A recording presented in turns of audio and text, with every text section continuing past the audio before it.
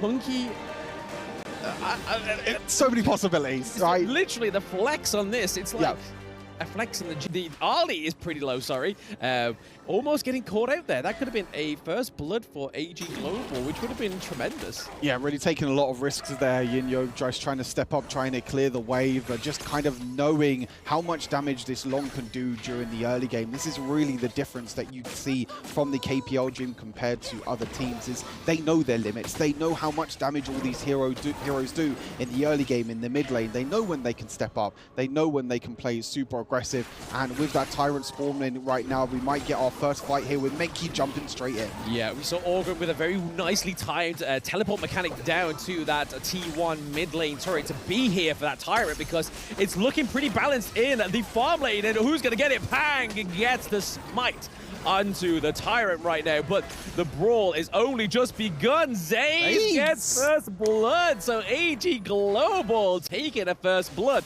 And it's like, this is probably the first time it's happened between... That they're going to be an extremely strong side, but I feel like AG Global have done an excellent job so far in this early game, as I mentioned, defending that mid lane, but unfortunately looks like Lived is going to get caught in the mid lane. The tower dive is going to go even more to Mosey as well, and just when I praise AG Global, the caster curse comes in, and they might even lose more as well. The mid lane tower goes down, another kill for Fly. It doesn't matter where this Orgran's played, the jungle, the Cush lane, you can play it mid lane. It's always going to secure kills. I want everybody to know that Stu's caster curse came through very strong there for AG Global. That's what I'm known for. That's what I'm here for. That's it. You've basically been hired to be like, yeah, the team that's doing well, let's just curse them. But it's not clearly working against KPL. It's definitely good fights, and KPL really showing that, yes, they may be caught out with first bloods, but they will make you pay for it. Yeah, I mean, they have a super tanky team at the end of it, you know,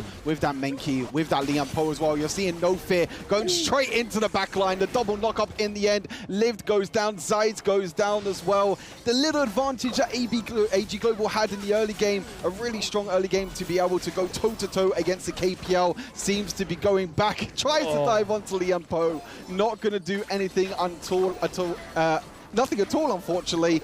And it was looking so good for AG Global in the early game, but one little misstep, that tower dive in the mid lane, kind of what I mentioned before when we were casting KPL, is that you give them that little bit of an advantage and they know how... Ground turret, and looking at that gold difference, Stu, we're seeing that Pang is way ahead of mythological there, almost by 1k, but then also the same down into the farm lane between Eno and Zaze, so a lot of gold difference bearing on the wrong lanes. Yeah, for sure. AG Global. Yeah, for sure. I feel like just in general, these junglers as well, both Pang and also the other jungler, just know so well how to rotate and how to be able to get as much farm as possible. They know the jungle camp timings. They know when they can go to a lane and take it. They know when they respawn, so they can make full advantage of every single second. They can get that gold per minute up as quick as possible. And now it looks like KPL are looking to try and take down that high ground tower. Yep, the high ground tower in that farm lane does fall, but we are getting a few little falls here for AG Global, but it's soon been turned around. I thought that was going to be another 2 kills over to AG Global, but that is a triple kill by KPL Fly. He just flew over that wall and taken a triple kill right into the base of AG Global, putting them up 8k gold difference, 8 kills. They are pretty much owning this map. No side lanes have been taken from this team, and AG Snow getting caught out there. He was trying to give some vision to his team, like, boys, hurry up, get off that time, death time spawner, because we need to get that Tyrant, and just absolutely falls a victim. Hail Mary plays for themselves. There's no play involved. It's just surviving. It's like just surviving a horde within some sort of game.